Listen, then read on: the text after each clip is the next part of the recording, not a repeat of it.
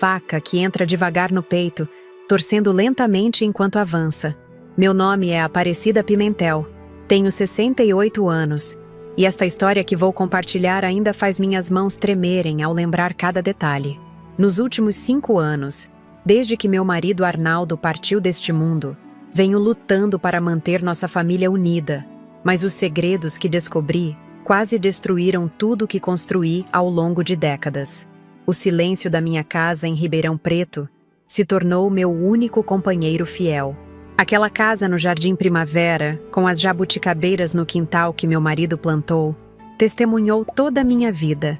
O nascimento do meu único filho Fábio, as festas de aniversário, os natais em família. E agora testemunhava meu desespero silencioso enquanto eu tentava entender por que minhas economias de uma vida inteira como bibliotecária estavam desaparecendo sem explicação. Tudo começou com pequenas quantias. R$ 200 aqui, 500 ali. Primeiro pensei ser apenas distração minha. Afinal, aos 68 anos, é normal questionar a própria memória de vez em quando. Anotei os valores em um caderninho azul, aquele mesmo que usei durante anos para registrar os livros que lia. Mas após 3 meses de anotações meticulosas, a verdade se tornou inegável. Alguém estava retirando dinheiro das minhas contas. As visitas do meu filho Fábio e minha nora Cristiane se tornaram mais frequentes e longas nos últimos meses. Ele, empresário do ramo imobiliário, sempre me pareceu bem-sucedido com seu terno impecável e carro importado. Ela, estilista com uma loja no Shopping Ribeirão, sempre elegante com suas roupas de marca. Traziam presentes caros, ofereciam ajuda com minhas finanças, insistiam em organizar meus documentos. «Mãe, deixa que eu cuido disso para a senhora», Fábio dizia com aquele sorriso que herdou do pai. Como desconfiar do seu próprio sangue? Mas comecei a perceber padrões estranhos. Sempre que vinham jantar, Cristiane criava alguma distração na cozinha. Um tempero que faltava, uma receita que queria me ensinar, enquanto Fábio desaparecia por alguns minutos. Quando voltava, trazia aquele mesmo sorriso, mas seus olhos evitavam os meus. Uma mãe conhece seu filho, conhece cada expressão desde o berço. Havia algo errado, algo que me atormentava nas madrugadas enquanto eu fitava o teto do meu quarto. Em uma tarde de quinta-feira, encontrei meu extrato bancário sobre a mesa da cozinha. Não me lembrava de tê-lo deixado ali. Ao examinar, descobri uma transferência de R$ 3.000 que nunca autorizei. Meu coração disparou. Minhas pernas fraquejaram. Sentei-me na cadeira de balanço da varanda, aquela mesma onde embalei Fábio quando bebê, e chorei silenciosamente enquanto as jabuticabeiras balançavam com o vento, como se compartilhassem minha tristeza. No dia seguinte, encontrei coragem para falar com meu vizinho, Geraldo Macedo. Aos 72 anos, este ex-delegado aposentado sempre foi mais que um vizinho. Era um amigo fiel desde que nos mudamos para o bairro décadas atrás. Nos encontramos na Praça das Araucárias, onde costumávamos levar nossos filhos para brincar quando eram pequenos. As mesmas árvores que testemunharam risos inocentes agora presenciavam minha confissão dolorosa. Cida, ele me disse, usando o apelido que só os mais próximos conhecem. Antes de acusarmos alguém, precisamos ter certeza. Vamos investigar. Seus olhos cansados, marcados por anos vendo o pior da humanidade, se encheram de compaixão. Tenho um sobrinho, o Toninho, que instala sistemas de segurança. Podemos colocar uma câmera discreta no seu escritório, onde guardam seus documentos. A ideia de espionar meu próprio filho me causava uma angústia profunda. Que tipo de mãe faz isso? Mas que tipo de filho rouba da própria mãe? Estas perguntas me atormentaram por 3 noites seguidas, até que finalmente concordei com o plano de Geraldo. Toninho veio num domingo, enquanto Fábio e família participavam de um churrasco no condomínio Vila dos Ipês onde moravam. Instalou uma pequena câmera dentro de um porta-retrato na minha escrivaninha. Aquele mesmo porta-retrato com a foto do aniversário de 15 anos da minha neta Júlia. A câmera era tão discreta que ninguém notaria, transmitindo as imagens diretamente para meu tablet, um presente que Júlia me dera no último Natal para que eu pudesse ler meus livros digitais. Durante 3 dias, Observei as gravações com ansiedade crescente. Vi Fábio e Cristiane entrando no escritório, mexendo nas minhas gavetas, fotografando documentos. Já era doloroso o suficiente confirmar minhas suspeitas sobre o dinheiro que sumia, mas eu ainda não sabia que o pior estava por vir. Na quinta-feira seguinte, como de costume, saí para meu encontro semanal com minha amiga de longa data, Ivete Cardoso, no Café Aroeira. Aquele café no centro da cidade, com seu aroma de grãos recém-torrados e pãezinhos de queijo mineiros, era nosso refúgio semanal há mais de 2 décadas. Contei-lhe sobre minhas suspeitas, sobre a câmera escondida. Cida, você tem certeza? Fábio sempre foi tão dedicado. Questionou Ivete enquanto mexia sua xícara de chá de camomila. Não quero acreditar, Ivete. Mas o dinheiro não some sozinho, respondi, sentindo o peso do mundo sobre meus ombros. Voltei para casa mais cedo naquela noite, uma inquietação inexplicável me empurrando de volta ao meu lar. A casa estava vazia, silenciosa, apenas o tic-tac do relógio antigo da sala preenchendo o ambiente. Sentei-me na cama, peguei meu tablet e abri as imagens da câmera. O que vi nas próximas gravações mudaria minha vida para sempre. Lá estavam eles, meu filho e minha nora, no meu escritório. Mas não estavam apenas procurando documentos bancários ou cartões de crédito. Estavam conversando, sussurrando, planejando algo que fez meu sangue gelar nas veias.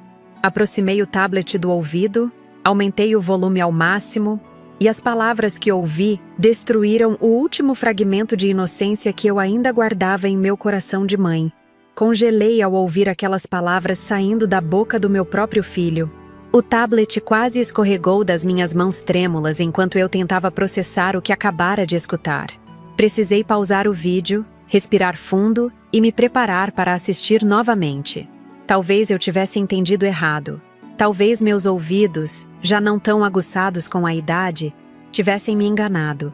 Voltei à gravação alguns segundos e aumentei ainda mais o volume. A voz de Fábio soou clara desta vez. Precisamos ser mais cuidadosos. Ela já está desconfiada do dinheiro que estamos pegando. Meu coração se apertou. Era verdade então. Meu filho, aquele menino que embalei em meus braços, que ensinei a dar os primeiros passos, estava deliberadamente me roubando. Cristiane respondeu num tom frio que nunca havia percebido nela antes. Ela é uma velha distraída, Fábio. Diz que esqueceu onde colocou as coisas e pronto. Já fizemos isso várias vezes. A frieza daquelas palavras me atingiu como um golpe físico. Velha distraída. Era assim que me viam? Como uma idosa confusa cujas economias podiam ser saqueadas impunemente?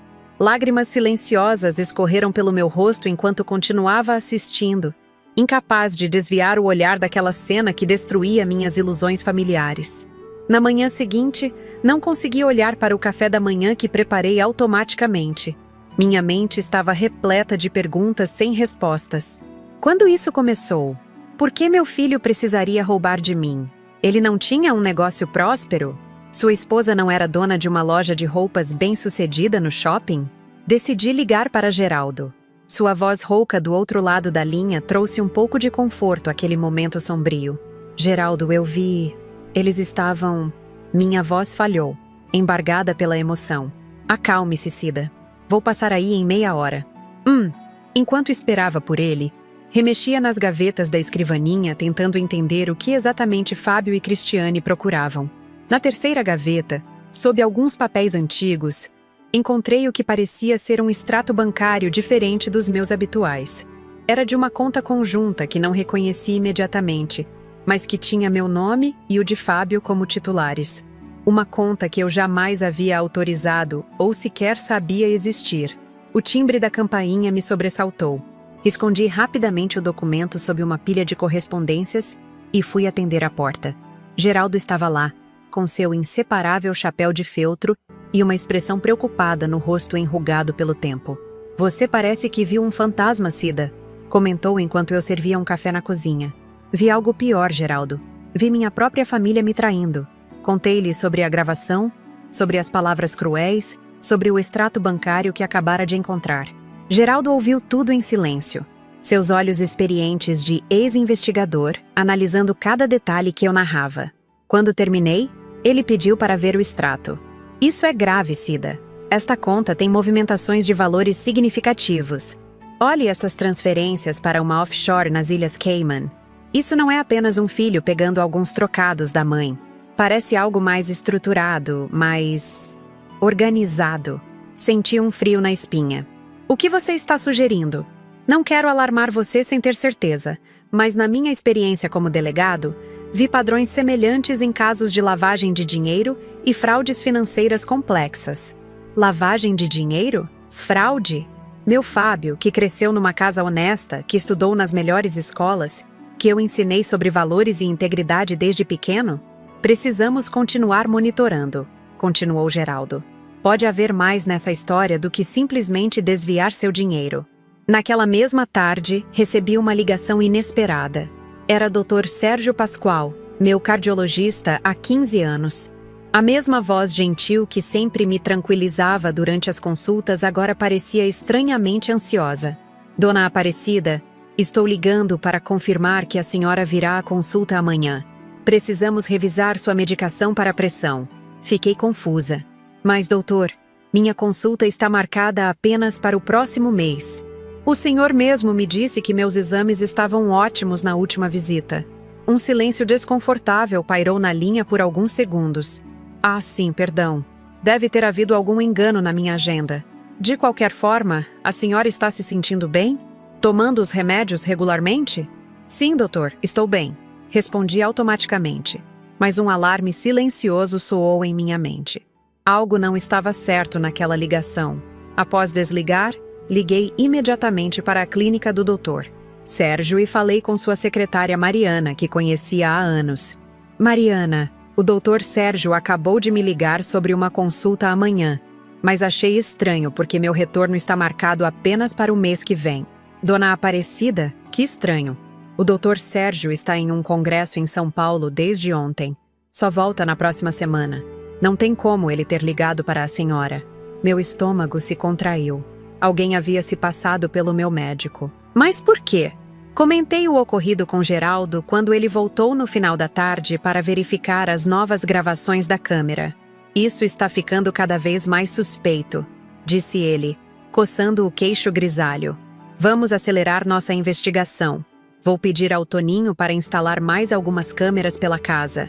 Uma no telefone da sala e outra na sua mesa de cabeceira, onde guarda seus remédios.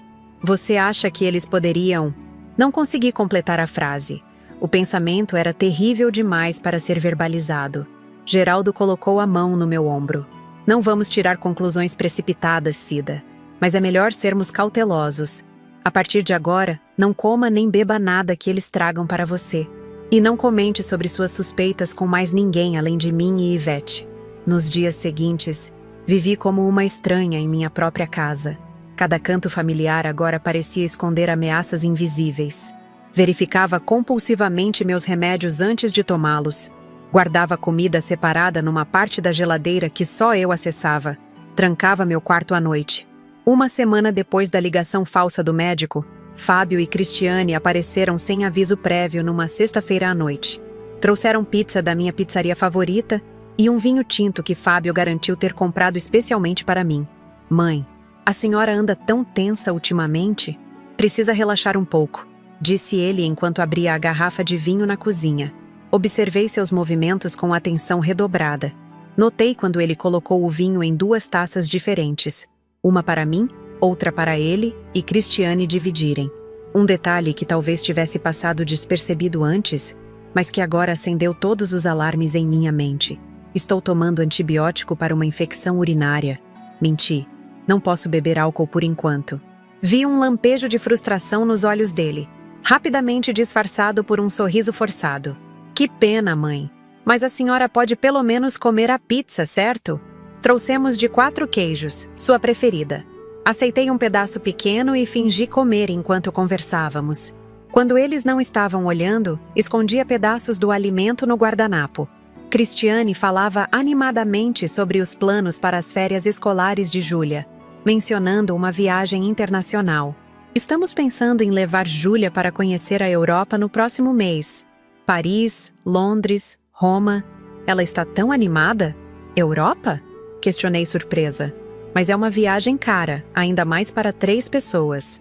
Fábio e Cristiane trocaram olhares rápidos. Os negócios estão indo muito bem, mãe. Finalmente podemos dar esse presente para Júlia. Sorri e fingi acreditar, mas internamente as peças começavam a se encaixar. Os saques da minha conta, a conta conjunta que eu desconhecia, os documentos fotografados, a falsa ligação do médico e agora uma viagem cara para a Europa.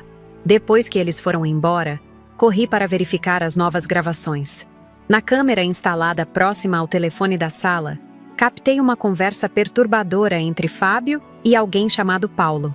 Ela não bebeu o vinho, dizia Fábio, visivelmente irritado. Disse que está tomando antibiótico. Precisa ser mais esperto, respondeu a voz do outro lado. Não podemos esperar muito mais. O banco está começando a fazer perguntas sobre as transferências. Se ela descobrir antes de resolvermos isso, vou dar um jeito. Talvez no domingo, quando formos almoçar lá. Cristiane vai preparar aquele pudim que ela adora. Meu corpo inteiro tremia enquanto eu ouvia a conversa. Não se tratava apenas de roubo. Havia algo mais sinistro em andamento. Algo que envolvia um tal de Paulo, transferências bancárias suspeitas e... o que exatamente eles planejavam colocar na minha comida ou bebida? No dia seguinte, sábado, acordei determinada a descobrir mais. Pedi a Geraldo que me acompanhasse até o banco. Lá, conversamos com o gerente, Renato, um homem discreto e eficiente que cuidava das minhas finanças há mais de uma década. Dona Aparecida, fico aliviado que a senhora tenha vindo. Tentei contato várias vezes nos últimos meses para confirmar algumas operações incomuns, mas sempre recebi respostas por e-mail dizendo que estava tudo certo. Que e-mails, Renato? Eu nunca recebi suas mensagens. O gerente franziu a testa, preocupado. Enviamos para o endereço cadastrado. Inclusive, recebemos documentação atualizando seus contatos há cerca de 8 meses. Foi seu filho que trouxe os papéis. Disse que a senhora estava com problemas de mobilidade e pediu que ele resolvesse tudo. Senti o sangue fugir do meu rosto. Fábio havia alterado meus dados de contato no banco sem meu conhecimento, interceptando todas as comunicações. Geraldo percebeu meu estado e interviu. Senhor Renato, poderia nos informar quais foram essas operações incomuns que mencionou? O gerente abriu meu histórico no sistema. Transferências periódicas para uma conta nas Ilhas Cayman. Inicialmente pequenas, mas crescentes. Nas últimas semanas, valores expressivos. Também houve a criação de uma procuração dando plenos poderes ao Sr. Fábio Pimentel para gerir todos os bens da Dona Aparecida. Eu jamais assinei tal procuração! Exclamei horrorizada. Temos o documento aqui, com sua assinatura reconhecida em cartório. Quando vi o papel, reconheci imediatamente que era uma falsificação, embora muito bem feita. Alguém havia copiado minha assinatura com precisão assustadora. Saímos do banco com cópias de todos os documentos fraudulentos e um boletim de ocorrência registrado. No caminho de volta para casa, Geraldo estava pensativo. Cida, isso ultrapassa o simples roubo familiar. Estamos diante de uma operação sofisticada de fraude. E me preocupa essa insistência deles em fazer você consumir algo que prepararam. Quando cheguei em casa, encontrei uma mensagem de Fábio no telefone, confirmando o almoço de domingo. Mãe, preparamos uma surpresa especial para amanhã. Cristiane vai fazer aquele pudim de leite que a senhora adora. Não aceito desculpas desta vez. Mal sabia ele que a verdadeira surpresa seria outra. Geraldo havia acionado antigos colegas da polícia. Um plano estava sendo montado para o dia seguinte. Uma armadilha para pegar meu próprio filho em flagrante, tentando o quê, exatamente? A pergunta me atormentava enquanto eu tentava dormir naquela noite. No domingo, acordei com um peso no peito, que nada tinha a ver com meus problemas cardíacos controlados. O dia que marcaria o confronto com uma verdade que eu ainda não estava pronta para aceitar completamente havia chegado. As câmeras adicionais instaladas por Toninho estavam funcionando perfeitamente, transmitindo imagens para um carro descaracterizado da polícia estacionado discretamente a 2 casas de distância. A campainha tocou pontualmente ao meio-dia. Respirei fundo e abri a porta, colocando meu melhor sorriso de mãe despreocupada. Lá estavam eles, Fábio, Cristiane e minha neta Júlia. inocente naquele esquema terrível. Vovó! Júlia correu para me abraçar, seus olhos brilhando com aquela pureza que só os jovens possuem. Por um momento, me permiti esquecer o pesadelo que estava vivendo e simplesmente apreciei o calor daquele abraço sincero. Trouxemos tudo para o almoço, anunciou Cristiane, exibindo sacolas de comida. A senhora não precisa se preocupar com nada hoje. Enquanto eles se instalavam na cozinha, mandei uma mensagem discreta para Geraldo. Chegaram. Estão preparando a comida agora. O almoço transcorreu com uma normalidade artificial. Falamos sobre o tempo, sobre a escola de Júlia, sobre notícias banais da cidade. Todo o tempo, eu observava atentamente os movimentos de Fábio e Cristiane, especialmente quando serviram o famoso pudim de leite. Mãe, este pedaço é especial para a senhora, disse Fábio, colocando uma fatada generosa no meu prato. Sei como a senhora adora a calda caramelizada. Notei que o pedaço vinha de uma parte específica do pudim, diferente dos pedaços que eles mesmos pegaram. Minha mão tremeu levemente ao pegar a colher, mas mantive a compostura. Parece delicioso, comentei, levando uma pequena porção aos lábios, mas sem realmente comê-la. Mas acho que vou deixar para depois. Estou sem muito apetite para sobremesas hoje. Vi um olhar rápido e nervoso entre Fábio e Cristiane. Mas mãe, a Cris fez especialmente para a senhora. Pelo menos prove um pouquinho, insistiu Fábio, num tom que tentava parecer casual, mas escondia uma ansiedade palpável. Foi nesse momento que decidi confrontá-los diretamente. O momento da verdade havia chegado, e eu precisava ouvir dos lábios do meu próprio filho o que exatamente estava acontecendo. Sabe, Fábio, tenho notado coisas estranhas ultimamente. Comecei calmamente. Dinheiro sumindo das minhas contas, ligações falsas do meu médico e agora essa insistência para que eu coma este pudim específico. O rosto dele empalideceu visivelmente. Cristiane congelou com a colher a meio caminho da boca. Do que a senhora está falando?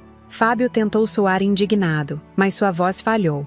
Estou falando sobre a conta nas Ilhas Cayman, sobre a procuração forjada, sobre o plano para... Hesitei, olhando para Júlia, que nos observava confusa. Júlia, querida, pode ir um momento até a varanda ver se o Whiskers está lá? Acho que vi nosso gatinho passando. Quando minha neta saiu, continuei. Sobre o plano para se livrar de mim e ficar com todo o meu patrimônio. O semblante de Fábio transformou-se completamente ao ouvir minhas palavras. Aquele rosto que eu conhecia desde o primeiro choro no hospital agora exibia uma expressão que jamais havia visto antes. Uma mistura de raiva, medo e algo mais sombrio que não consegui identificar. A senhora está delirando, disse ele entre dentes, olhando rapidamente para a porta da varanda, para certificar-se que Júlia estava longe. Acho que está na hora de considerarmos uma clínica de repouso. Sua memória está cada vez pior. Cristiane colocou a mão sobre o braço dele, como quem tenta acalmar uma fera acuada. Aparecida, estamos preocupados com você. Essas acusações são graves e completamente infundadas. Nós só queremos o seu bem. O tom falsamente doce dela me causou uma náusea instantânea. Durante 6 anos aceitei aquela mulher como parte da família. Convidei-a para minha casa, compartilhei receitas de família, confiei segredos, e todo esse tempo ela planejava junto com meu filho me eliminar por dinheiro. Poupe-me dessa falsa preocupação, Cristiane. Tenho provas, gravações, documentos do banco, testemunhas. Sei sobre as transferências, sobre a procuração forjada, sobre a ligação falsa do Dr. Sérgio. Vi o pânico crescer nos olhos deles enquanto eu continuava. E também sei sobre o Paulo, sobre a viagem planejada para a Europa. E tenho fortes suspeitas sobre o que vocês colocaram nesse pudim. Fábio se levantou bruscamente, derrubando a cadeira. Quem andou enchendo sua cabeça com essas loucuras? Foi aquele velho intrometido do Geraldo? Não tente desviar o assunto. Respondi com uma firmeza que não sabia possuir.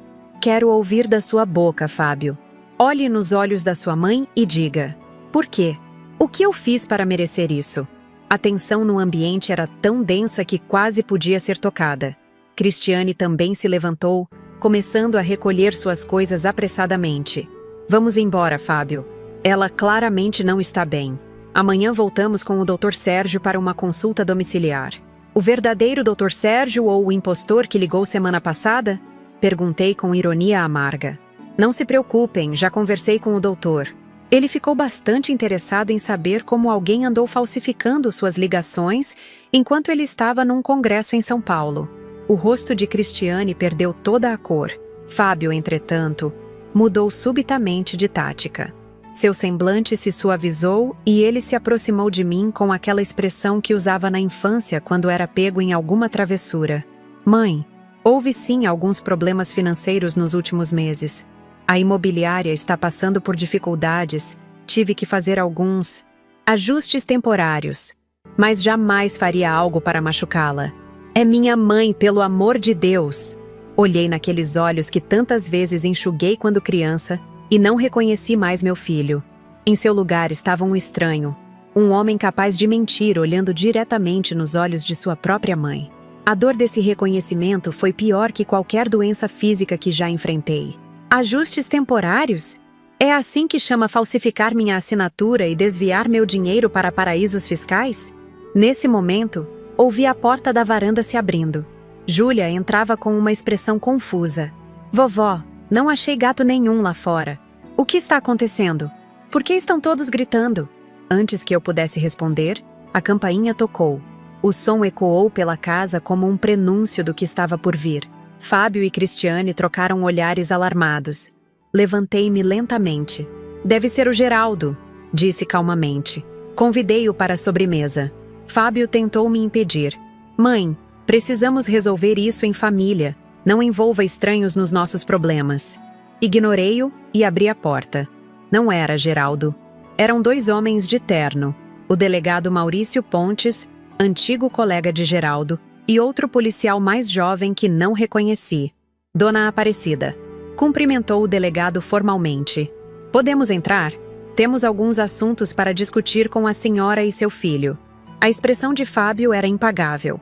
O sangue fugiu de seu rosto tão rapidamente que pensei que ele desmaiaria ali mesmo.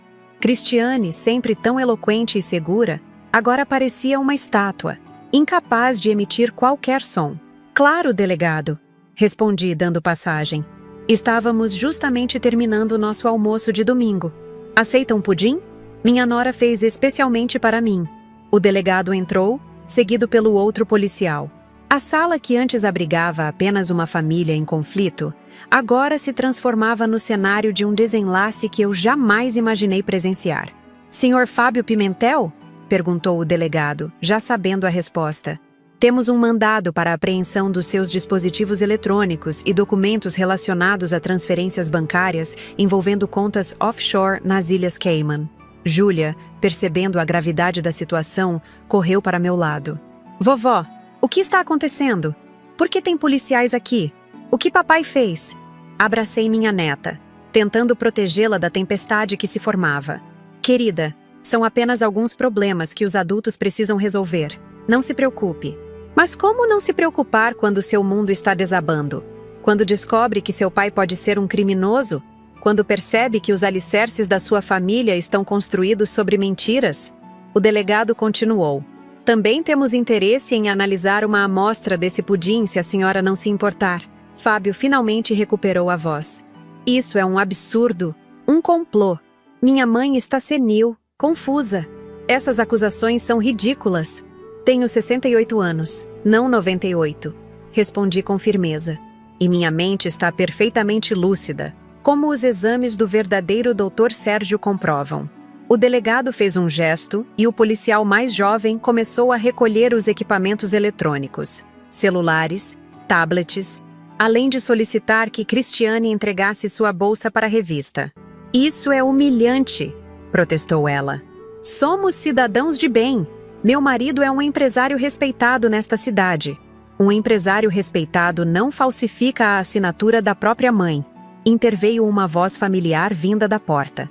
Era Geraldo, chegando discretamente, como sempre fazia. A presença dele trouxe um estranho conforto àquele cenário caótico. Parecia simbolizar que, mesmo quando nossa própria família nos trai, ainda existem pessoas em quem podemos confiar. O pudim foi cuidadosamente recolhido para análise. Os celulares confiscados, documentos apreendidos. Durante todo o processo, observei meu filho, agora um estranho para mim, passando da indignação ao desespero, conforme a situação ficava mais clara para ele. Não havia escapatória. Precisamos que todos acompanhem a equipe até a delegacia para prestar depoimentos, anunciou o delegado Pontes. E minha neta? Perguntei preocupada com Júlia, que agora chorava silenciosamente. Posso ficar com ela, ofereceu Geraldo. Somos quase família, e acredito que Dona Aparecida confia em mim para isso. O delegado concordou, após consultar-me com o olhar. Júlia, entretanto, não queria se separar de mim. Agarrou-se à minha cintura como fazia quando era pequena e tinha pesadelos. Vovó, não me deixe sozinha. Por favor. Aquelas palavras partiram meu coração já tão machucado. Você não está sozinha, meu amor. A vovó está aqui. Vamos superar isso juntas. Antes de saírem, Fábio fez uma última tentativa. Mãe, pelo amor que a senhora tem por mim, não faça isso. Pense na nossa família, na Júlia. Podemos resolver isso de outra forma. Olhei para aquele homem que um dia foi meu menino e senti uma mistura indescritível de amor maternal e profunda decepção. Pensei na família a vida toda, Fábio. Trabalhei, economizei, me sacrifiquei por você. E como você retribuiu? Planejando minha morte. Não! Ele gritou, num último esforço desesperado de negação. Não era para chegar a esse ponto. Era só para a senhora dormir um pouco, para conseguirmos resolver as transferências sem levantar suspeitas. O silêncio que seguiu aquela confissão involuntária foi ensurdecedor. Ele percebeu tarde demais o que havia admitido. Cristiane fechou os olhos, como quem reconhece uma derrota inevitável. O delegado fez um gesto para o policial, que imediatamente sacou as algemas. Fábio Pimentel, o senhor está preso pelos crimes de estelionato, falsidade ideológica, formação de quadrilha e tentativa de homicídio. As algemas fecharam-se nos pulsos do meu filho com um clique metálico que ecoou em minha alma.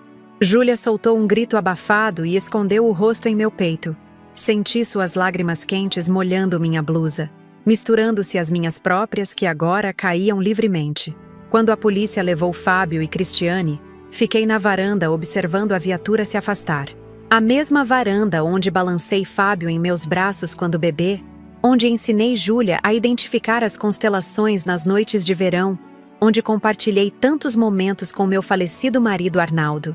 Agora, aquele espaço carregava mais uma memória, talvez a mais dolorosa de todas. Geraldo se aproximou silenciosamente e colocou a mão em meu ombro. Você fez o que era certo, Cida. Foi corajosa. Não me sinto corajosa, confessei.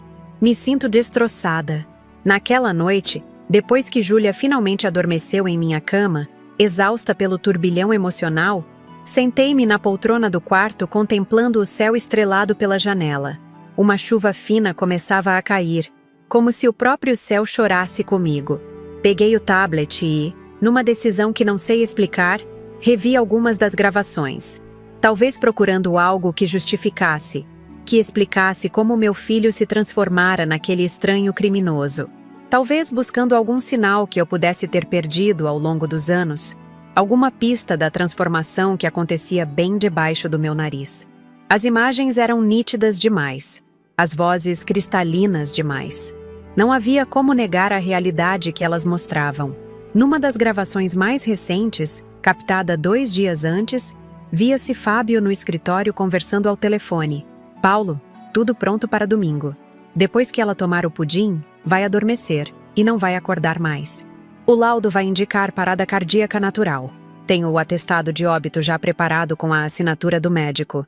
Sim, já transferimos quase tudo para a conta nas Cayman. Não, a velha não desconfia de nada. Quanto tempo até fazer efeito? Segundo o farmacêutico, entre 30 minutos e 1 hora... Não, é indolor. Ela só vai sentir sonolência. Sim, a passagem para Paris está confirmada para terça-feira. Quando voltarmos, já estaremos milionários. A frieza daquelas palavras, a maneira calculista como planejavam minha morte, me causou um calafrio que penetrou até os ossos. A velha. Era assim que meu próprio filho se referia a mim quando falava com seu cúmplice. Desliguei o tablet incapaz de continuar assistindo. A dor era física, como uma faca torcendo em meu peito. Perguntei-me onde havia errado tão drasticamente na criação de Fábio. Que valores deixei de ensinar? Que sinais ignorei ao longo dos anos? A análise preliminar do pudim, como descobri no dia seguinte, confirmou minhas piores suspeitas. Continha uma dose letal de um medicamento controlado que causaria parada cardíaca indistinguível de uma morte natural em alguém com histórico de problemas cardíacos como eu. Nas semanas que se seguiram, outras revelações vieram à tona. Descobri que Paulo, o sócio mencionado nas conversas, não era apenas parceiro de negócios de Fábio, mas também amante de Cristiane. Os três planejavam dividir minha herança e recomeçar vida nova na Europa, com identidades falsas já providenciadas. O esquema envolvia também o farmacêutico Renato Mendes, que forneceu o medicamento letal, e um funcionário do cartório que auxiliou na falsificação da procuração. A imobiliária de Fábio estava à beira da falência, afundada em dívidas e empréstimos não declarados. A loja de Cristiane no shopping era apenas fachada para lavagem de dinheiro. O império de aparente sucesso que exibiam socialmente era uma construção de areia que desmoronava rapidamente.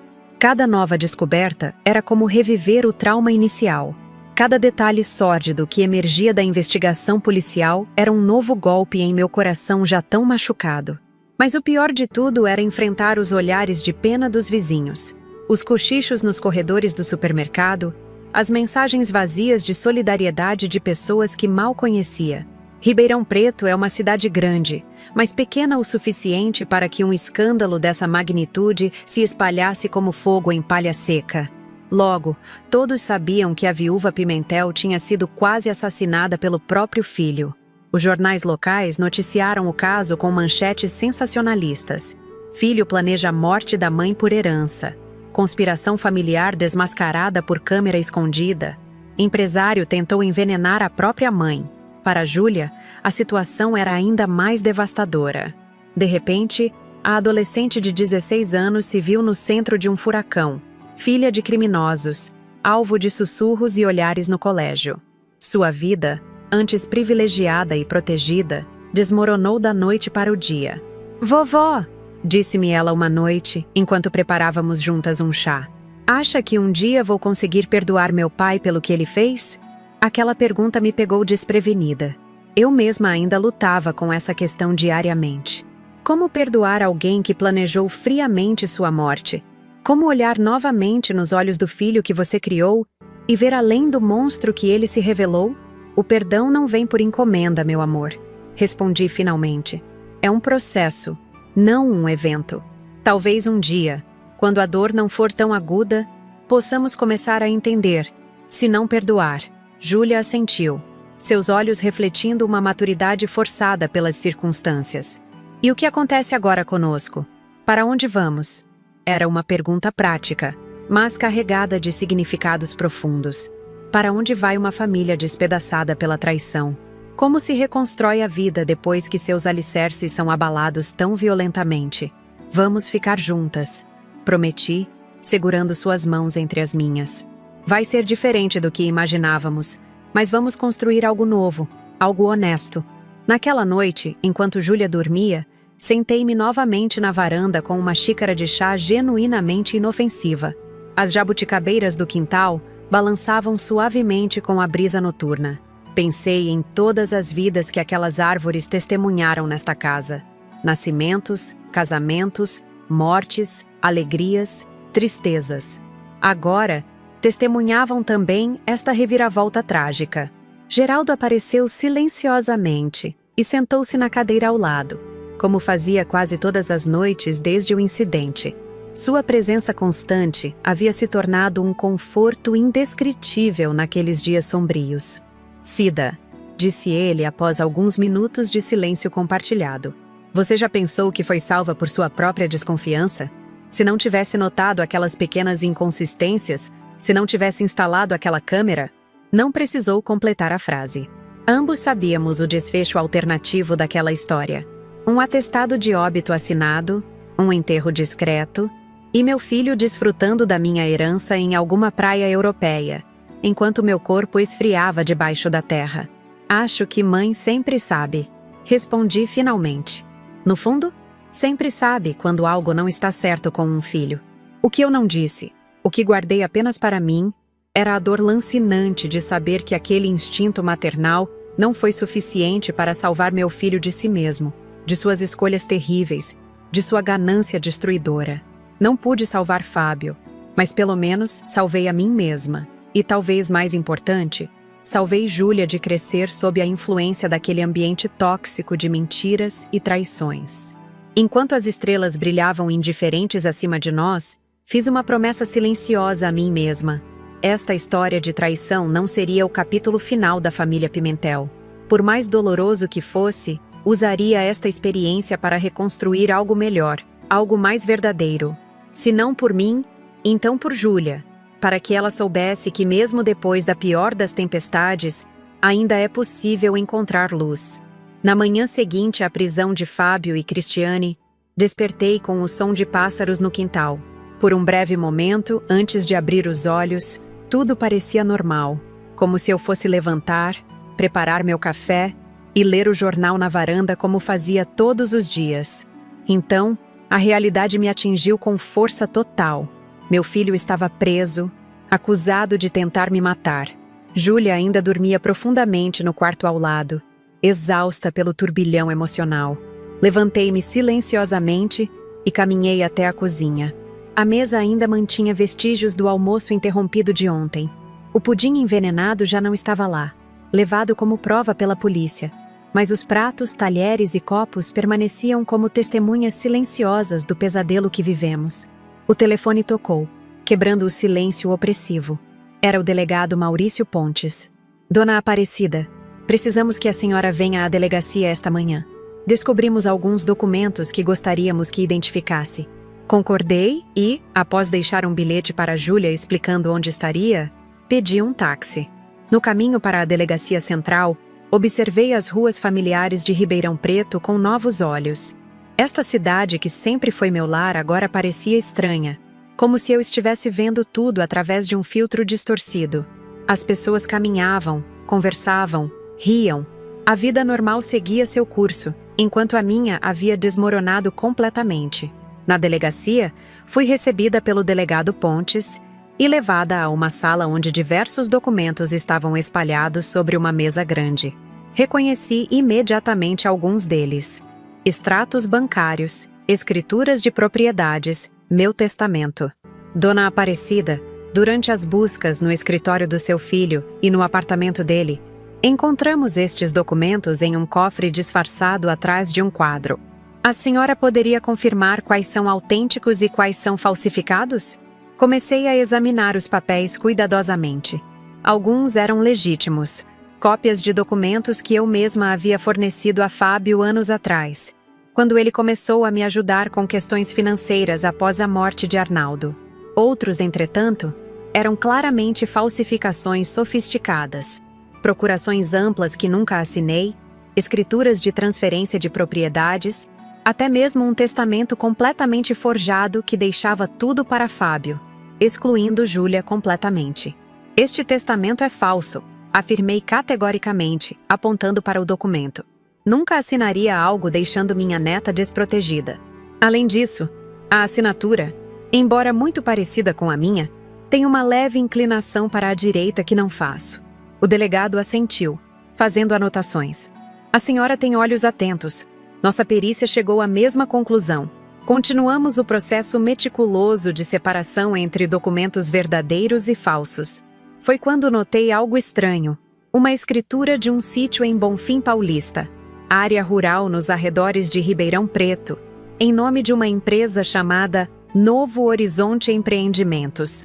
Não reconheço esta propriedade, comentei intrigada. Nunca tive terras em Bonfim Paulista. O delegado pegou o documento, examinando-o com interesse renovado. Interessante. Esta empresa, Novo Horizonte, apareceu em várias transferências bancárias que investigamos. Acreditamos que seja uma empresa de fachada criada por seu filho e seus cúmplices. Cúmplices? Achei que se tratasse apenas de Fábio, Cristiane e talvez esse tal de Paulo que ouvi mencionado nas gravações. O delegado hesitou, como se ponderasse o quanto deveria revelar. Finalmente puxou uma cadeira e sentou-se à minha frente. Dona Aparecida, o que descobrimos vai muito além de um simples caso de tentativa de assassinato por herança. Seu filho estava envolvido em um esquema muito maior de lavagem de dinheiro e fraudes imobiliárias. Este sítio em Bonfim Paulista é apenas uma pequena parte. Senti meu coração acelerar. O que exatamente vocês descobriram? A Polícia Federal já estava investigando a imobiliária do seu filho há meses, suspeitando de transações fraudulentas. Parece que Fábio, Paulo Rezende e outros sócios compravam propriedades com dinheiro de origem duvidosa, superfaturavam os valores e revendiam, lavando assim grandes quantias. Também identificamos ligações com políticos locais que aprovavam loteamentos irregulares em troca de propinas. Cada palavra era como um novo golpe. Não bastava a traição pessoal, a tentativa de assassinato. Agora descobria que meu filho estava envolvido em um esquema criminoso muito maior que afetava toda a cidade. O plano contra a senhora, continuou o delegado, surgiu quando os investigadores começaram a se aproximar demais. Eles precisavam de dinheiro limpo para fugir do país e recomeçar em outro lugar. Sua herança seria a solução perfeita. Recursos legítimos que não levantariam suspeitas quando transferidos para o exterior. Não? Olhei para os documentos espalhados sobre a mesa. Provas concretas da dupla vida que meu filho levava. Como eu poderia ter sido tão cega? Como não percebi os sinais? Tem mais uma coisa que a senhora precisa saber, disse o delegado, hesitante. Encontramos indícios de que este não seria o primeiro acidente familiar planejado por Fábio. Senti o sangue gelar nas veias. O que isso significa? Estamos reabrindo a investigação sobre a morte do seu marido, Arnaldo Pimentel. Aí, o mundo pareceu desacelerar ao meu redor. A morte de Arnaldo, 5 anos atrás, havia sido atribuída a um infarto fulminante durante uma pescaria na fazenda de um amigo. Fábio estava com ele naquele dia. Não, sussurrei incrédula. Isso não pode ser verdade. Encontramos e-mails cifrados entre Fábio e Paulo datados de poucos dias antes da morte do seu marido. Mencionam um problema que seria resolvido no fim de semana da pescaria e discutem como a primeira parte do plano abriria caminho para negócios maiores. Minha visão turvou-se. Agarrei-me à borda da mesa para não cair. Arnaldo, meu Arnaldo. As palavras mal saíam. Dona Aparecida, a senhora está bem? Quer um copo d'água? Podemos continuar isso outro dia. Não, respondi firmemente, recompondo-me com esforço. Quero saber tudo agora. Preciso entender a extensão disso.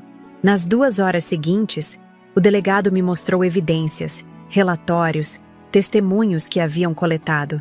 O quebra-cabeça que se formava era monstruoso em suas dimensões. Meu filho não era apenas um homem desesperado por dinheiro que planejou um crime impulsivo. Era o líder de uma organização criminosa sofisticada que operava há anos.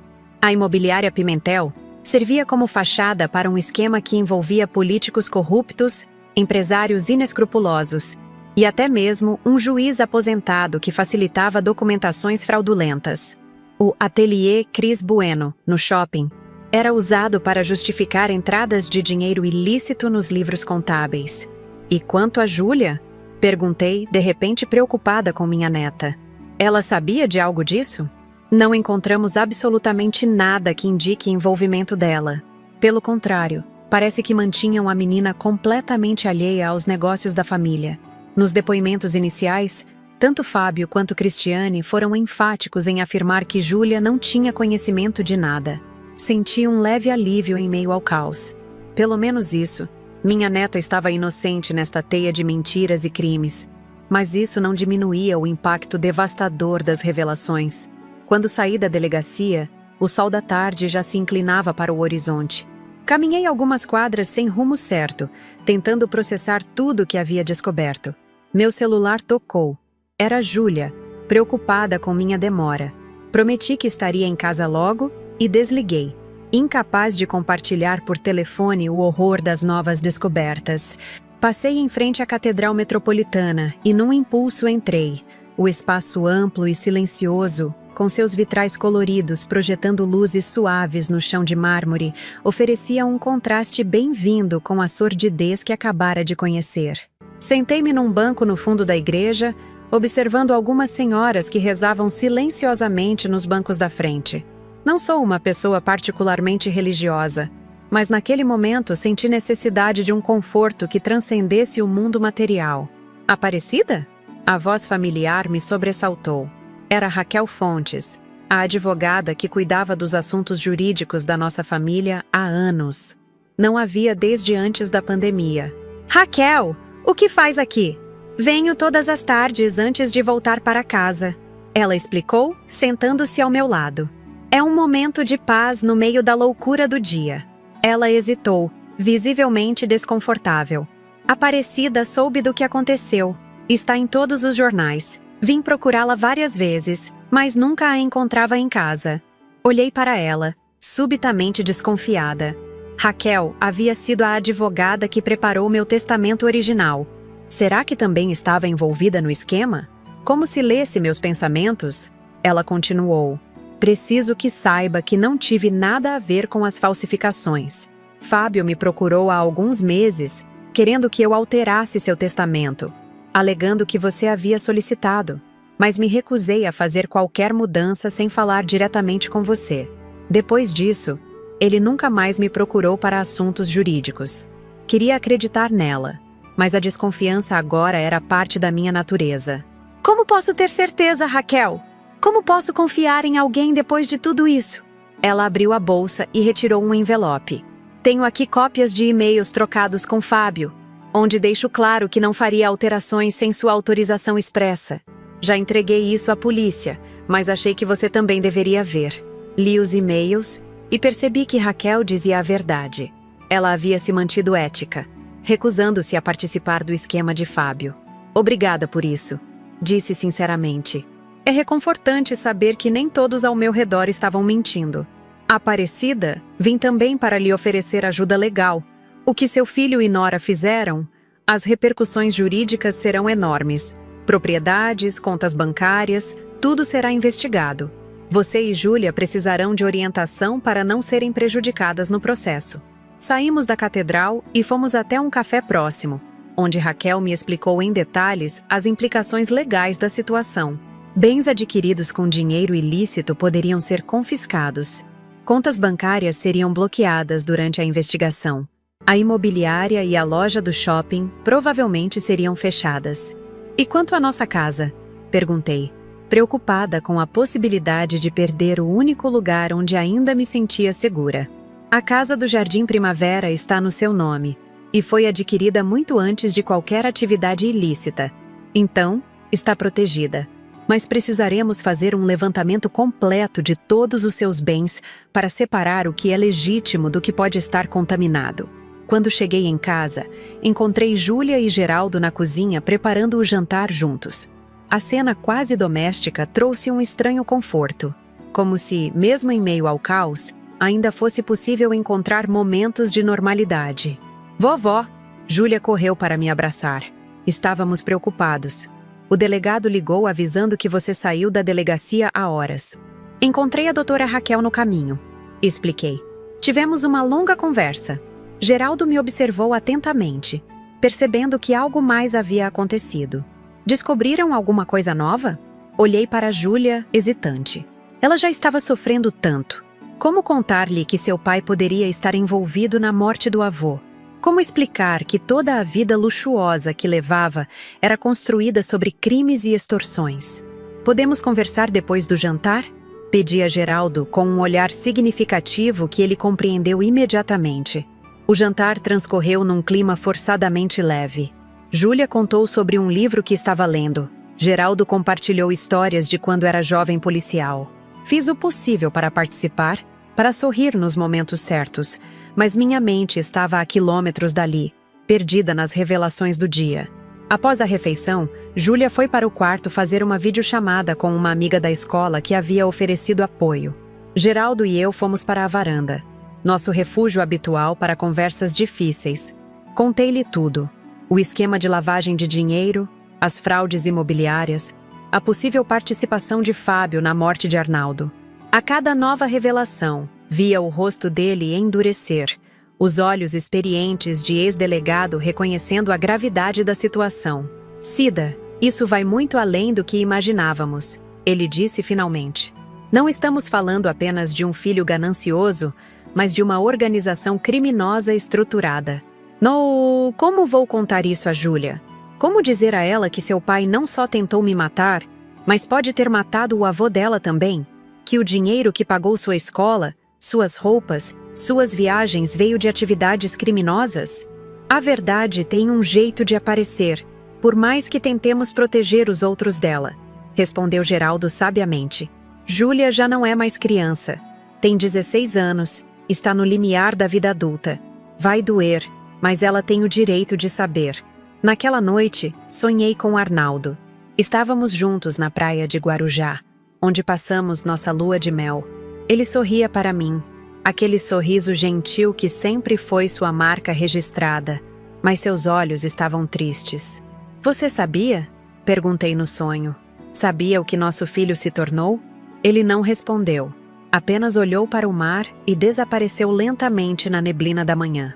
Acordei com lágrimas nos olhos, sentindo a ausência dele como nunca antes. Arnaldo era meu porto seguro, meu companheiro de jornada. Como teria sido diferente se ele ainda estivesse aqui? No dia seguinte, recebi uma ligação inesperada.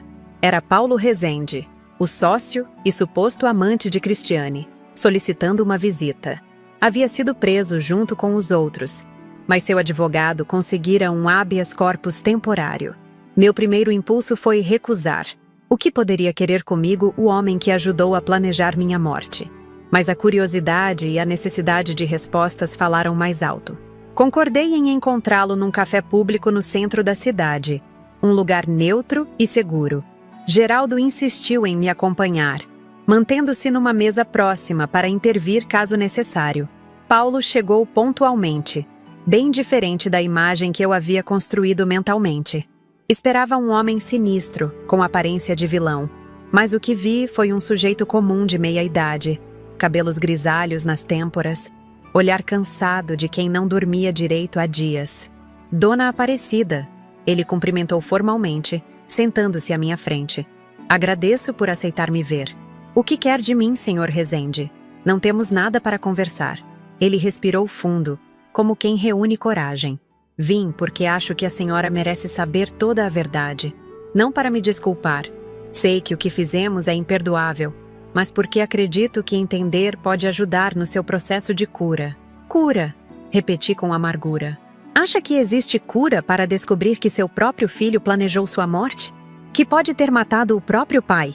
Paulo empalideceu visivelmente. Então já sabem sobre Arnaldo. Aquela confirmação indireta foi como um soco no estômago. Até aquele momento, ainda nutria uma tênue esperança de que estivessem errados, que a morte de meu marido tivesse sido realmente natural. Por quê? Perguntei, a voz embargada pela emoção. Por que Arnaldo? Ele sempre foi um pai amoroso, um homem honesto. Paulo baixou os olhos, incapaz de sustentar meu olhar. Começou com pequenos desvios na construtora onde seu marido era diretor financeiro. Fábio descobriu irregularidades nas contas e, em vez de denunciar, viu uma oportunidade. Começou a chantagear o próprio pai, exigindo dinheiro em troca de silêncio. A revelação me deixou sem ar.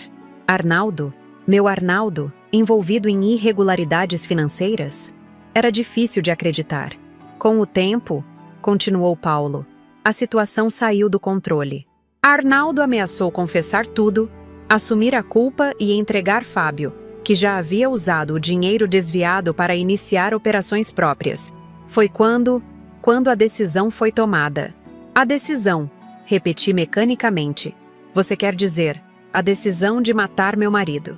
Paulo assentiu, sem tentar suavizar a crueldade do fato. Foi durante a pescaria. Um medicamento na bebida, como planejaram para a senhora. O corpo foi encontrado horas depois, quando já não havia como detectar a substância. As lágrimas escorriam livremente pelo meu rosto agora. Não me importava mais em demonstrar fraqueza diante daquele homem.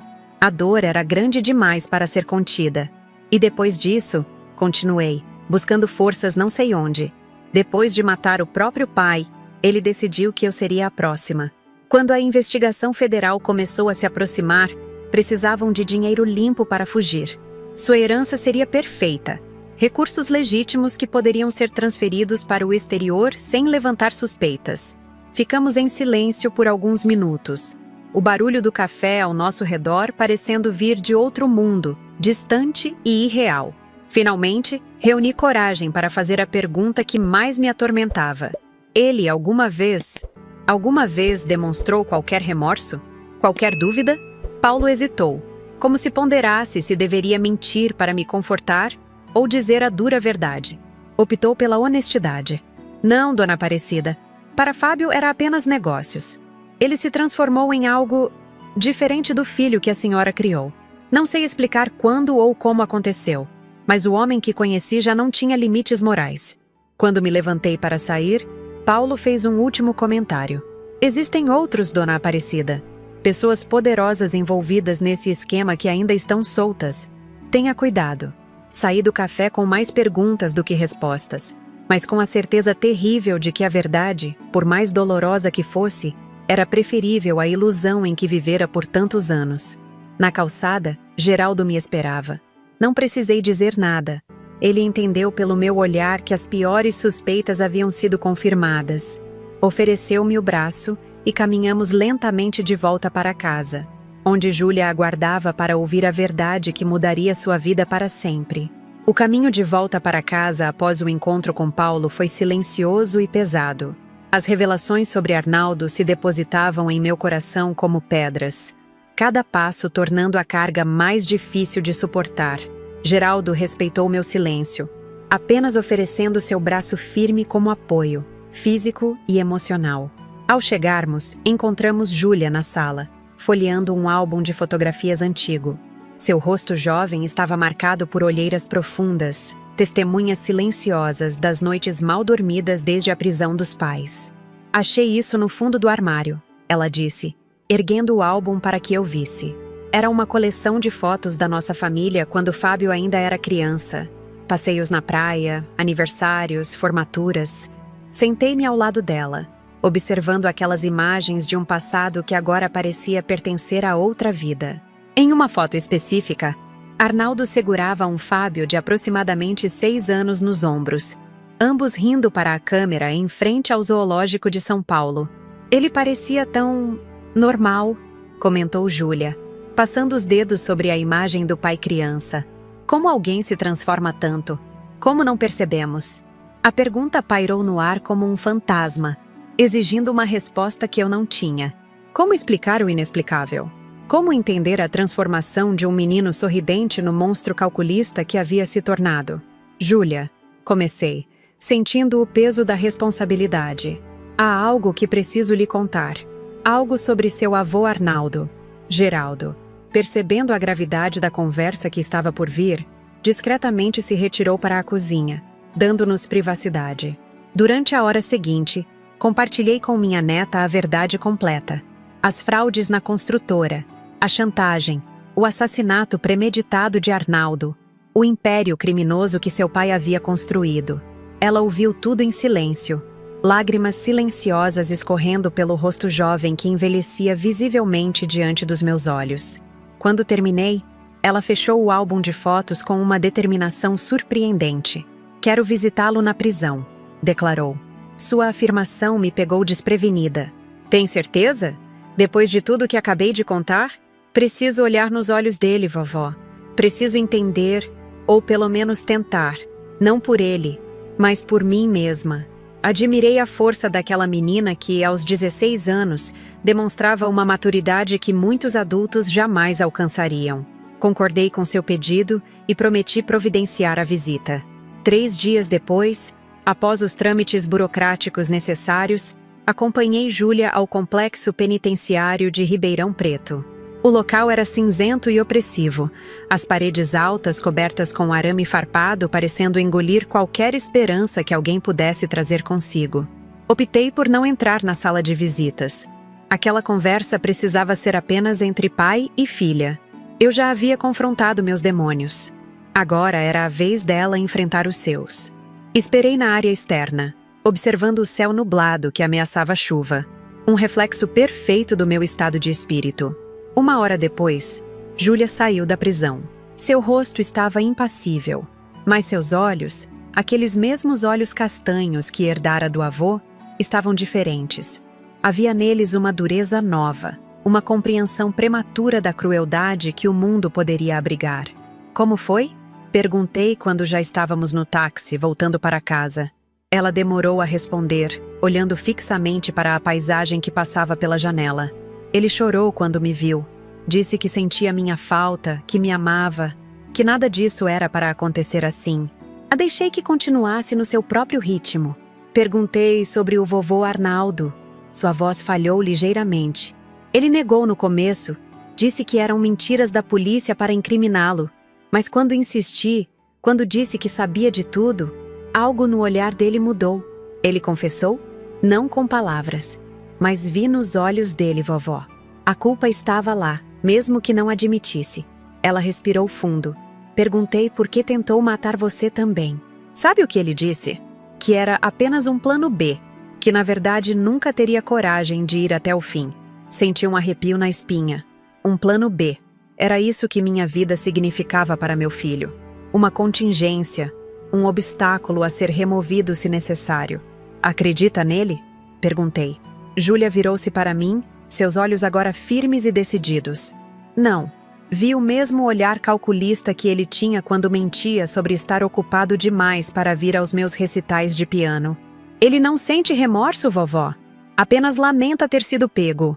Aquela percepção, vinda de alguém tão jovem, era devastadora e reveladora ao mesmo tempo. Júlia enxergava a verdade que eu, cegada pelo amor maternal, demorei tanto para reconhecer. Nas semanas seguintes, a investigação se aprofundou, revelando ramificações cada vez mais amplas do esquema criminoso. Nomes importantes da política local foram implicados. Um desembargador aposentado foi preso. O farmacêutico que forneceu o veneno confessou, em troca de redução de pena, detalhes sobre outras encomendas que havia preparado para Fábio ao longo dos anos. A imprensa local explorava cada nova descoberta com voracidade, transformando o caso Pimentel no maior escândalo que Ribeirão Preto já vira. Reportagens especiais recontavam a história desde o início, frequentemente com detalhes sensacionalistas e imprecisos que me faziam evitar completamente jornais e televisão. Cristiane, buscando clemência, decidiu colaborar com as investigações. Em depoimento detalhado, confirmou a participação de Fábio na morte de Arnaldo e revelou uma informação que me gelou o sangue. Antes de mim, eles haviam considerado envenenar Júlia. Era mais complicado logisticamente, dissera ela ao promotor, segundo me relatou posteriormente o delegado Pontes. A menina estudava em período integral, fazia refeições na escola, raramente comia algo que pudéssemos preparar exclusivamente para ela. A senhora era um alvo mais fácil, mais previsível em seus hábitos. A ideia de que minha neta havia sido considerada um alvo, uma possível vítima descartável naquele plano macabro, despertou em mim uma fúria que nunca soube que poderia abrigar. Até então, apesar de toda a dor e indignação, ainda existia em algum canto do meu coração aquela réstia de amor maternal, aquela voz que dizia, mas é seu filho. Agora, essa voz silenciava definitivamente. Procurei Raquel, a advogada, e determinei que queria desenheranças. Fábio de todos os meus bens, mesmo daqueles que a justiça eventualmente liberasse após as investigações. Queria certificar-me de que, mesmo que um dia ele saísse da prisão, não receberia absolutamente nada de mim. Tem certeza, Aparecida? Perguntou Raquel, claramente surpresa com minha determinação. É uma decisão drástica e definitiva. Tenho, respondi sem hesitação. Um homem que considera envenenar a própria filha por dinheiro não é mais meu filho.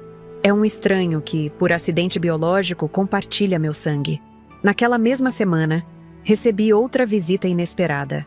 Uma mulher de aproximadamente 50 anos, cabelos grisalhos e postura elegante, apresentou-se à minha porta como Márcia Rezende. Sou ex-esposa de Paulo, explicou ela diante do meu olhar confuso. Divorciei-me dele há 8 anos, quando descobri suas primeiras fraudes. Ninguém acreditou em mim na época. Nem a polícia, nem minha família. Fui tratada como uma mulher amarga, inventando histórias para prejudicar o ex-marido. Convidei-a para entrar, intrigada pelo que aquela mulher poderia revelar. Na sala, Márcia abriu uma pasta que trazia consigo, repleta de documentos. Quando vi as notícias sobre o caso, soube que finalmente havia chegado o momento. Guardei estas provas por anos, esperando que um dia a verdade viesse à tona. Os documentos mostravam transferências suspeitas, contratos fraudulentos, propriedades fantasma. Tudo datando de 8 a 10 anos atrás, muito antes do que imaginávamos ser o início do esquema. Paulo e Fábio já se conheciam nessa época? Perguntei, examinando os papéis. Não apenas se conheciam, como já conspiravam juntos, respondeu Márcia. Seu filho foi quem ensinou Paulo a criar empresas fantasma para lavagem de dinheiro. Era o cérebro financeiro da operação desde o princípio. Aquela revelação jogava por terra a última desculpa que eu poderia fabricar para Fábio, a de que talvez tivesse sido influenciado, corrompido por pessoas como Paulo. A verdade era exatamente o oposto. Meu filho, aparentemente, sempre fora o predador, nunca a presa. Entregamos os documentos de Márcia ao delegado Pontes, que os recebeu com grande interesse. Aquelas provas preenchiam lacunas importantes na investigação, conectando o esquema atual a operações mais antigas e envolvendo figuras que até então pareciam periféricas. Geraldo, que acompanhava tudo de perto, expressou preocupação com minha segurança. Cida, você está mexendo com gente poderosa, pessoas que ainda estão soltas e têm muito a perder se mais provas surgirem. Sua preocupação não era infundada. Na mesma noite em que entregamos os documentos, recebi uma ligação anônima. A voz masculina, disfarçada por algum tipo de filtro eletrônico, foi direta. Pare de cutucar vespeiro, velha. Acidentes acontecem com frequência nessa idade. Em vez de me amedrontar, a ameaça apenas solidificou minha determinação. Na manhã seguinte, procurei o delegado Pontes e relatei o ocorrido. Ele imediatamente providenciou proteção policial para nossa casa e instalou um sistema de rastreamento nas nossas linhas telefônicas. O plano era simples. Se ligassem novamente, manteríamos a conversa pelo tempo necessário para rastrear a origem da chamada. Não precisamos esperar muito. 2 dias depois, o telefone tocou novamente. Última chance, dona Aparecida. Acidentes domésticos são tão comuns. Uma queda na escada, um vazamento de gás. Mantive a ligação enquanto policiais à paisana monitoravam o rastreamento. Quando desliguei, o delegado Pontes tinha um sorriso de satisfação no rosto. Pegamos. O telefonema veio de um escritório no centro da cidade, registrado em nome de um laranja. Mas sabemos quem realmente o utiliza. 3 horas depois, Eduardo Mendes, um vereador conhecido na cidade por suas cruzadas morais e discursos inflamados sobre família e valores tradicionais, era preso em flagrante. Em seu escritório, a polícia encontrou documentos conectando-o diretamente ao esquema imobiliário e listas detalhadas de propinas pagas a diversos funcionários públicos. A prisão de Mendes foi um ponto de virada. Como político em busca de clemência judicial, ele não hesitou em delatar seus comparsas em troca de benefícios processuais. Suas confissões abriram uma verdadeira caixa de Pandora, implicando empresários, outros políticos e até mesmo um promotor de justiça. O escândalo cresceu a proporções estaduais, com emissoras de televisão de São Paulo enviando equipes para cobrir o desdobramento do caso. De repente, eu não era mais apenas a idosa que quase foi envenenada pelo filho. Era a mulher que, ao instalar uma simples câmera em casa, havia desencadeado o desmantelamento de uma das maiores organizações criminosas do interior paulista. Jornalistas batiam à minha porta diariamente, buscando entrevistas exclusivas. Recusei todas. Não queria exposição. Não queria transformar minha tragédia pessoal em espetáculo público. Queria apenas justiça. Por mim, por Arnaldo, por Júlia. 6 meses após a prisão inicial de Fábio e Cristiane, o julgamento começou. O fórum estava lotado no primeiro dia. Uma multidão de curiosos e jornalistas tentando capturar cada detalhe daquele drama real que havia capturado a atenção de todo o estado. Sentei-me na primeira fileira, Júlia ao meu lado, ambas vestidas com sobriedade. Geraldo, alguns assentos adiante, oferecia seu apoio silencioso. Quando os réus entraram, escoltados por policiais, senti o impacto físico de ver meu filho algemado, vestindo o uniforme penitenciário. Fábio parecia ter envelhecido décadas em poucos meses. O cabelo, antes perfeitamente aparado, estava desgrenhado. A postura antes impecável, agora curvada. Seus olhos percorreram a sala até encontrarem os meus. Por um instante fugaz, pensei ver ali um lampejo de arrependimento genuíno. Depois, ele desviou o olhar, incapaz de sustentar o contato. O julgamento durou 3 semanas, com depoimentos detalhados de todas as partes envolvidas. Ouvir as minúcias do plano para me envenenar, narradas friamente como evidências jurídicas, era surreal. Em alguns momentos, parecia que falavam de outra pessoa, não de mim, como se aquilo fosse apenas mais um caso policial, não o desmoronamento da minha vida. O momento mais difícil foi quando apresentaram as provas relacionadas à morte de Arnaldo. O laudo toxicológico realizado após a exumação do corpo, as mensagens trocadas entre Fábio e Paulo dias antes da pescaria fatal, o depoimento do camareira da fazenda que vira Fábio mexendo nas bebidas do pai. Júlia apertou minha mão com força durante essa parte, ambas chorando silenciosamente. Não eram apenas lágrimas de dor, mas também de uma estranha libertação. Finalmente conhecíamos a verdade, por mais terrível que fosse. No penúltimo dia do julgamento, fui chamada para testemunhar. Caminhei até o centro do tribunal, sentindo o peso de todos os olhares sobre mim. A promotora, doutora Elisa Monteiro, conduziu meu depoimento com sensibilidade, permitindo que eu narrasse os eventos em meu próprio ritmo. Quando terminei meu relato, o juiz me concedeu o direito de fazer uma declaração final. Olhei diretamente para Fábio antes de falar. Durante toda a minha vida, acreditei que o amor maternal era incondicional e indestrutível. Hoje, sei que existem limites até mesmo para esse amor. Não há em mim ódio. Há apenas um vazio onde antes existia um filho. O homem sentado ali não é mais quem eu criei. Não carrega mais nada daquele menino que um dia segurou minha mão e me chamou de mãe. Para mim, esse menino morreu há muito tempo, substituído por um estranho capaz de atrocidades que minha mente ainda luta para compreender. O veredito foi anunciado no dia seguinte, culpados em todas as acusações.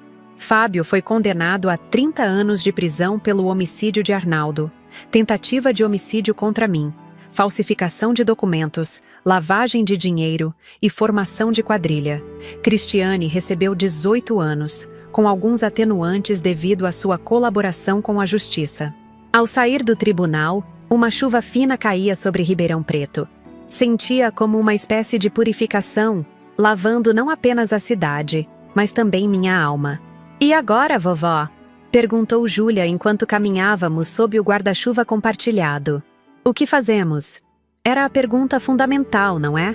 O que se faz depois que seu mundo desmorona e você precisa reconstruí-lo a partir dos escombros? Agora, meu amor, recomeçamos. Um dia de cada vez. Na semana seguinte, vendi a casa no Jardim Primavera. Havia memórias demais ali, tanto boas quanto dolorosas. Precisávamos de um novo começo, um lugar sem fantasmas. Compramos uma casa menor em Bonfim Paulista, ironicamente não muito longe daquele sítio que havia sido usado nas operações fraudulentas. A propriedade tinha um grande quintal com árvores frutíferas e espaço suficiente para Júlia ter o cachorro que sempre desejou, um labrador dourado que batizamos de Valente. Parte do dinheiro da venda da casa antiga foi destinada a criar uma fundação em nome de Arnaldo, dedicada a apoiar idosos vítimas de violência familiar. A Fundação Arnaldo Pimentel rapidamente se tornou referência na região, oferecendo abrigo, assistência jurídica e apoio psicológico a pessoas que, como eu, viram-se traídas por aqueles que deveriam protegê-las. Geraldo passou a frequentar nossa casa quase diariamente, ajudando nas adaptações necessárias e trazendo sempre um doce diferente para o café da tarde. Sua presença constante trouxe um conforto que eu não imaginava possível encontrar novamente. Júlia, demonstrando uma resiliência admirável, conseguiu se transferir para uma escola em nossa nova vizinhança, onde ninguém a conhecia como a filha do criminoso.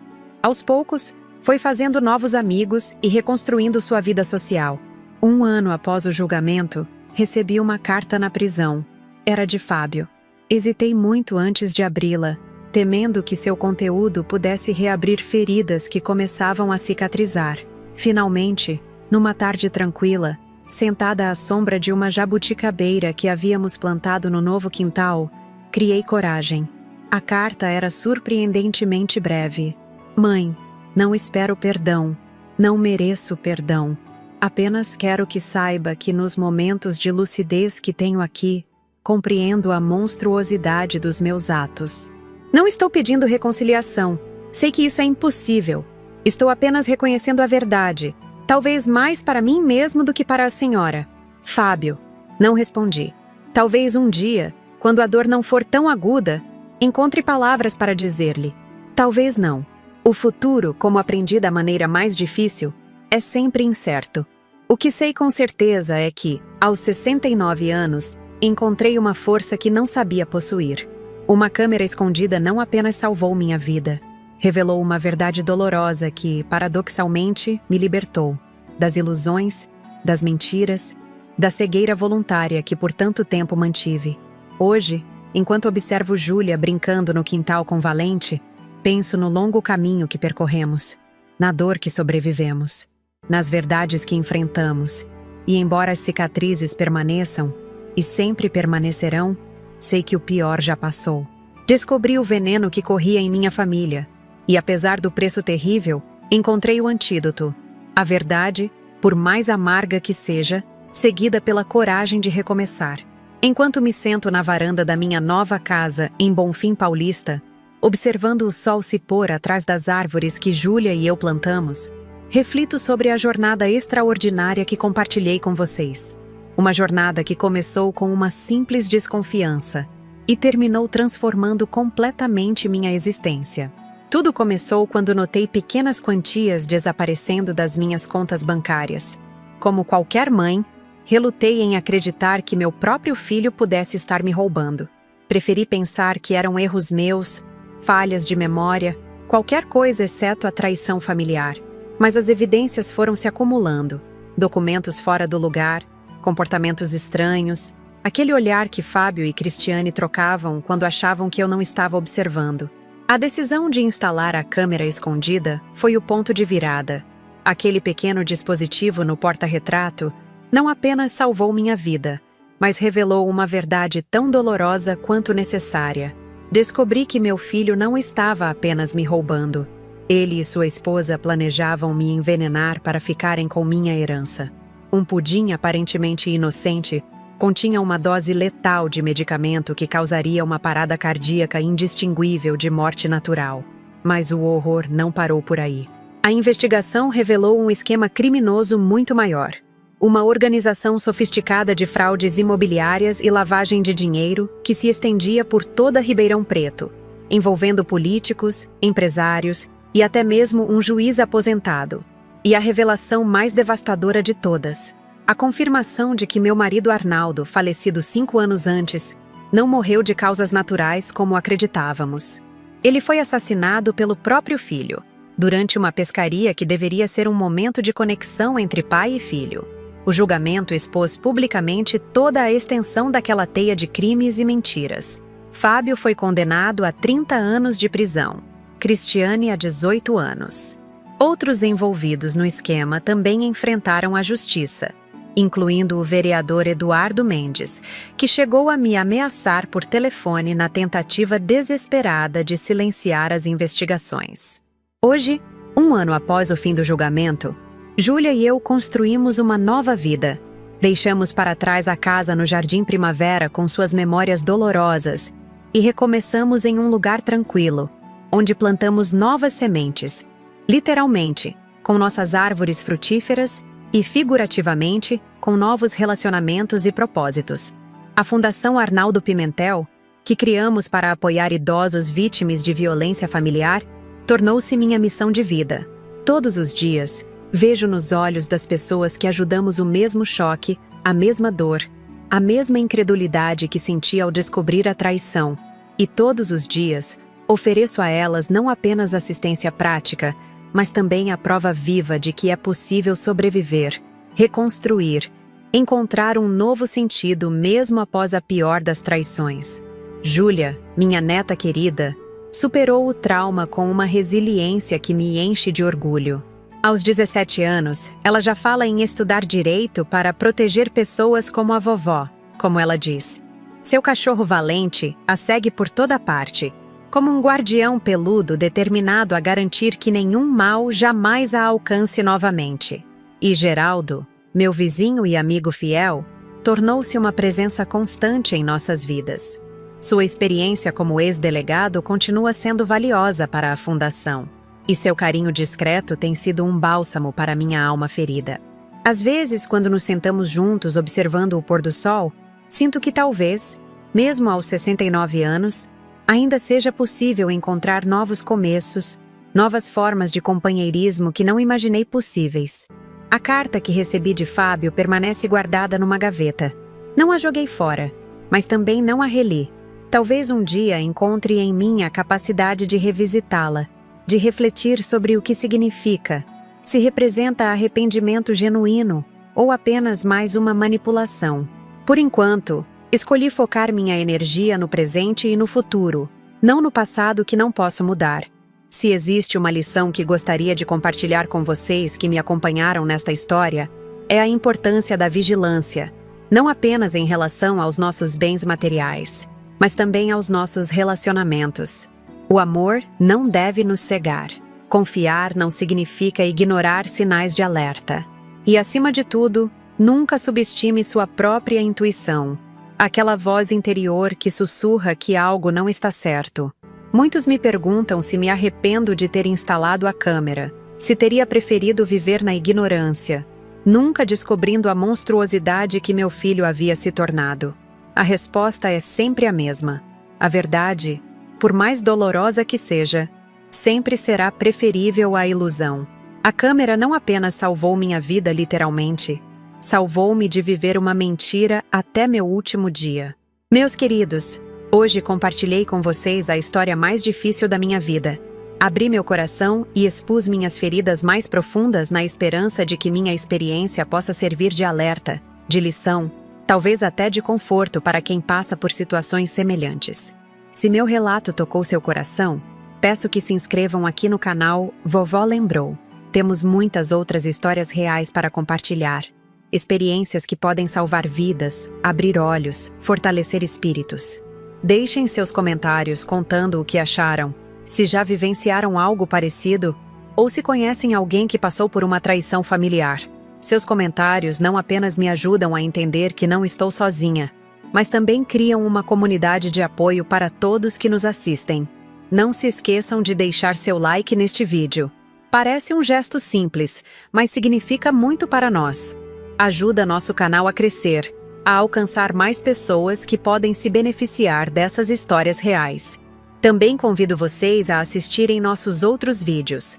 Cada um traz uma história diferente, uma experiência única, mas todas com lições valiosas. Uma forma especial de nos apoiar é através da função Valeu Demais, uma maneira de fazer doações que ajudam a cobrir os custos diários deste canal. Manter um canal com conteúdo diário exige recursos significativos: equipamento, edição, pesquisa. Cada contribuição, por menor que seja, nos permite continuar trazendo estas histórias reais até vocês todos os dias. Seu apoio financeiro é o que torna possível compartilharmos mais relatos como o meu. De onde vocês estão assistindo?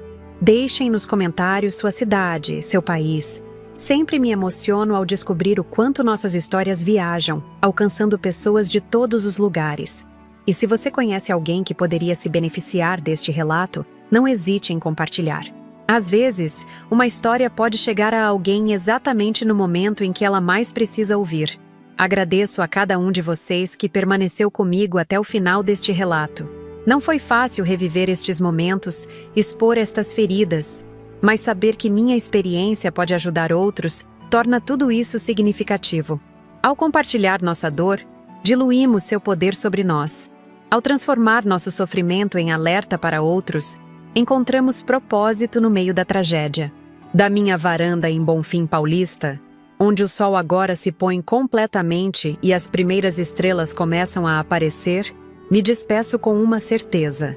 Por mais escura que seja a noite, a luz sempre encontra um caminho de volta. Hoje sou uma mulher diferente daquela que instalou uma câmera escondida no escritório. Mais forte, mais sábia, mais determinada a viver cada dia com autenticidade e propósito. Até o próximo relato, meus queridos. Não se esqueçam, inscrevam-se, comentem, deixem seu like e, se puderem, apoiem nosso trabalho com o Valeu Demais. Cada gesto de apoio nos permite continuar trazendo histórias que podem salvar vidas, talvez até a sua. Aqui é Aparecida Pimentel, compartilhando não apenas minha história, mas também minha esperança de que juntos possamos reconhecer os sinais de perigo antes que seja tarde demais. Cuidem-se, protejam-se e lembrem-se sempre: a verdade, por mais dolorosa que seja, sempre será o caminho para a libertação.